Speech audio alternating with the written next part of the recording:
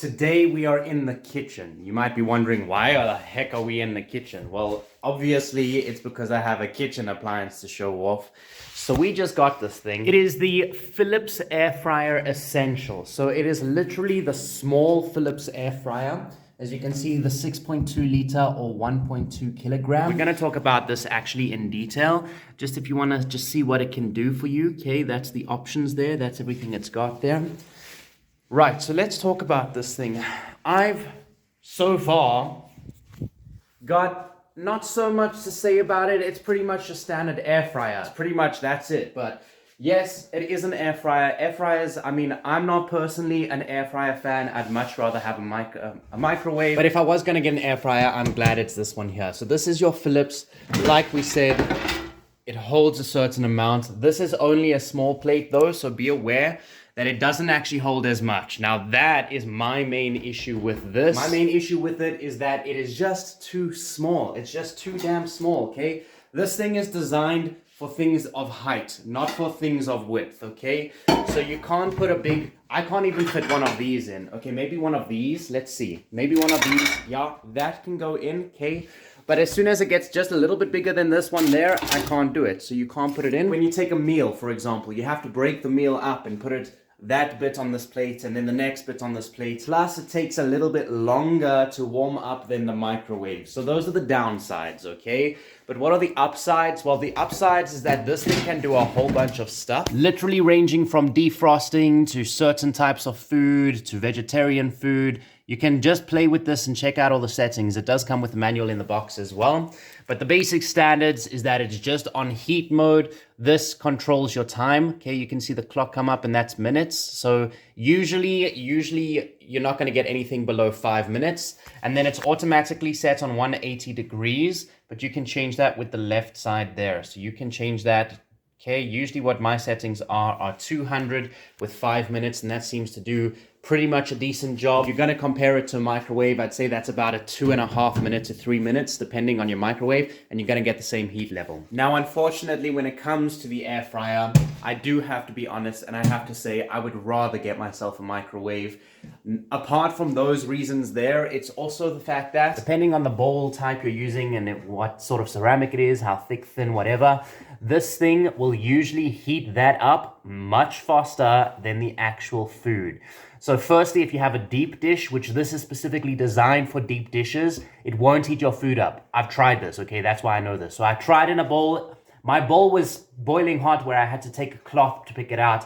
And the food, not even on the top, was even warm. The pros of this thing is that you're gonna have a little bit healthier food. So the one thing that I have noticed is that when I put food into this thing versus in the microwave tends to leave all that stickiness, you know, all the grease, all the sweat of the food. This thing will get rid of it. Now again, that's a pro and a con. You know, if you're warming up a pizza, some people would prefer it as the healthy, but let's get real, it's pizza, man. Microwave pizza is amazing, okay? Because all that grease that comes on, yum.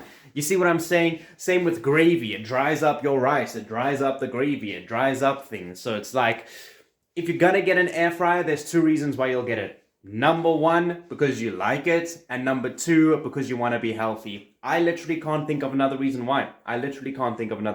I'm not a fan of the air fryer. I don't think I ever will be. I have used a much bigger air fryer as well. It was cool, but there's really no reason to get yourself one. Unless you have money to spend and you like kitchen appliances, you know, this thing will be great for things like fries or mini pizzas. If you buy those mini pizzas and you stuff them in there. Or even what this thing would be really good with is frozen foods. So if you have like a frozen chicken schnitzel, for example, throw that in there for 10 minutes and it's going to be perfectly fine without all the grease and oil of hitting it on the stove. That's your quick ass review of the Philips air fryer, and it pretty much extends to most air fryers. I've used a couple, I've used a few actually, and it's pretty much all the same. Your specific air fryer, you're gonna have to figure out, same with a microwave, right? Some microwaves will heat things up in 1.5 minutes, some is 3 minutes. You're gonna have to play around with your air fryer to kind of figure that stuff out as well. The Philips air fryer, like I said, my settings would be now, after what I've discovered, I would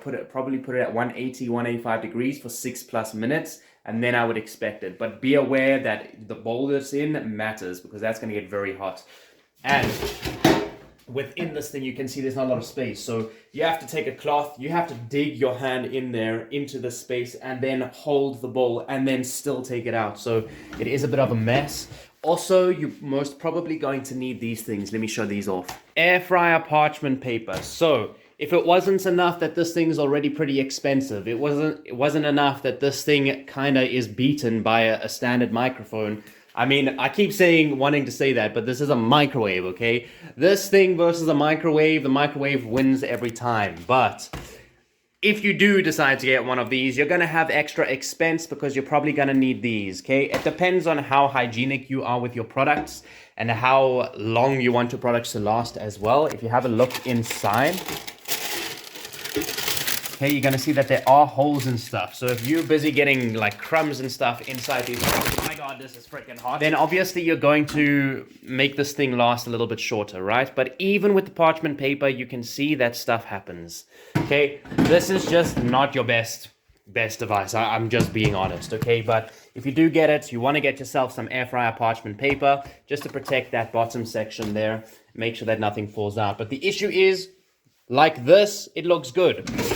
But you saw that piece there. As soon as it comes out of this and in here, it folds over. It doesn't work properly. It doesn't work properly, okay? The air fryer is just not the thing to get yourself. But like I said, if you do want to get yourself one, maybe you have the money to spend, maybe you want to be healthy, maybe you're going on a diet or something like that. If you're really adamant about a healthy lifestyle, this is the product to go for over a microwave, okay? So that's the time when you would get yourself one of these. But just be aware about all these other downsides of it, okay? Most of the downsides can be eliminated. If you do get yourself one of these bigger ones, okay, I used a big one that was literally like a little oven. That one was good, okay? I really enjoyed my time with that one.